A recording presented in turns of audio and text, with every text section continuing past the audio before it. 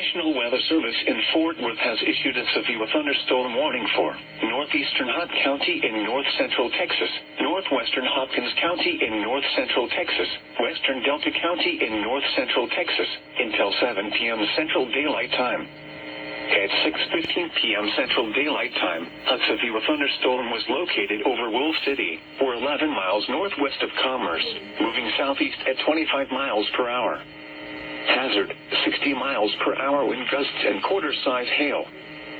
Source, radar indicated. Impact, hail damage to vehicles is expected. Expect wind damage to roofs, siding, and trees.